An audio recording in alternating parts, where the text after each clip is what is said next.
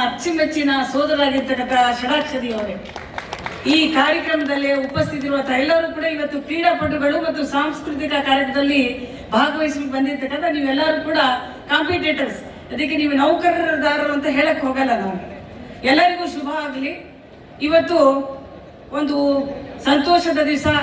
ನಮ್ಮ ಜಿಲ್ಲೆಯಲ್ಲಿ ರಾಜ್ಯ ಮಟ್ಟದ ಕ್ರೀಡಾಕೂಟ ಸ್ಪರ್ಧೆಯನ್ನ ಏರ್ಪಡಿಸಿರ್ತಕ್ಕಂಥದ್ದು ನಮ್ಮ ಚಾಕಚಕ್ಯತೆ ಇರ್ತಕ್ಕಂಥ ಷಡಾಕ್ಷರಿ ಅವರು ತಮ್ಮದೇ ಆದ ಶೈಲಿಯಲ್ಲಿ ಈ ಕರ್ನಾಟಕ ರಾಜ್ಯದ ನೌಕರಿ ಸಂಘವನ್ನು ತಗೊಳ್ತಾ ಹೋಗ್ತಾ ಇರ್ತಾರೆ. ಇದು ಒಂದು ಭಾಗ. ಇವತ್ತು ಮೂಲೆಯಿಂದ ರಾಜ್ಯದಿಂದ ತಾವೆಲ್ಲರೂ ಕೂಡ ಬಂದಿದ್ದೀರಾ.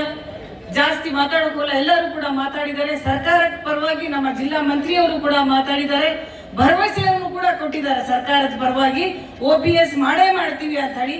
ಕೇವಲ 2 ವರ್ಷ ಆಗಿದೆ, ಇನ್ನೂ 3 ವರ್ಷ ಇರ್ತೀವಿ. ನಾನು ಕೂಡ ಮತ್ತು ನನ್ನ ಜೊತೆಗೆ ನಮ್ಮ ಸೋದರಿ ಭಾರತಿ ಶೆಟ್ಟಿ ಅವರು ಕೂಡ ವಿಧಾನ ಪರಿಷತ್ತಲ್ಲಿ ನಿಮ್ಮ ಪರವಾಗಿ ನಮ್ಮ ಕೂಗನ್ನ ನಾವು ಎತ್ತುತ್ತೀವಿ ಅಂತ ಕೂಡ ಹೇಳಕ್ ಇಷ್ಟಪಡ್ತೇನೆ.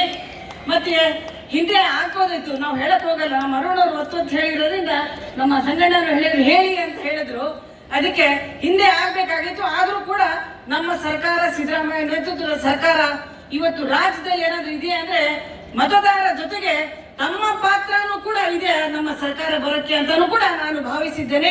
ಅತ್ಯಂತ ಮನಸ್ಪೂರ್ವಕವಾಗಿ ತಮಗೆಲ್ಲರೂ ಕೂಡ ಅಭಿನಂದನೆ ಕೂಡ ಸಲ್ಲಿಸುತ್ತಾ, ನಮ್ಮ ಸರ್ಕಾರ, ನಮ್ಮ ಮುಖ್ಯಮಂತ್ರಿ ಸದಾ ಸರ್ಕಾರಿ ನೌಕರರ ಪರವಾಗೂ ಕೂಡ ಇದ್ದಾರೆ. ಅದರ ನಿರ್ದೇಶನ ಮೊನ್ನೆ ತಾನೇ ಆ ಪೇ ಕಮಿಷನ್ ಕೂಡ ಹೆಚ್ಚಳ ಮಾಡಿರ್ತಕ್ಕಂಥದ್ದು. ಇನ್ನು ಮುಂದಿನ ದಿನಗಳಲ್ಲೂ ಕೂಡ ತಮ್ದು ಯಾವುದೇ ಸಮಸ್ಯೆ ಇರಲಿ, ನಮ್ಮ ಅಧ್ಯಕ್ಷ, ಈ ಸಭೆಯ ಅಧ್ಯಕ್ಷ ಆಗಿರ್ತಕ್ಕ ಚನ್ನಬಸಪ್ಪನವರ ನೇತೃತ್ವದಲ್ಲಿ ನಮ್ಮ ಜಿಲ್ಲೆಯಿಂದಲೇ ನಿಮ್ಮ ಪರವಾಗಿ ಒಂದು ಕೂಗನ ಆಗತ್ಯ ಅಂತ. ಯಾಕಂತ ಹೇಳ್ತೀನಿ ಅಂತಂದ್ರೆ, ಷಡಾಕ್ಷರಿ ಈ ಜಿಲ್ಲೆಯ ಹೆಣ್ಮಣ್ಣಿನ ಮಗ. ಈ ಶಿವಮೊಗ್ಗ ಜಿಲ್ಲೆಯಲ್ಲಿ ಏನಾದ್ರೂ ರಾಜ್ಯಕ್ಕೆ ಸಂದೇಶ ಹೋಗ್ಬೇಕು, ಏನಾದ್ರೂ ಕ್ರಾಂತಿಕಾರಿಯ ಬದಲಾವಣೆ ಆಗ್ಬೇಕಂದ್ರೆ ಶಿವಮೊಗ್ಗ ಜಿಲ್ಲೆ ರಾಜ್ಯದಲ್ಲಿ ಒಂದು ಹೆಸರು ಮಾಡಿರ್ತಕ್ಕಂಥ ಜಿಲ್ಲೆ.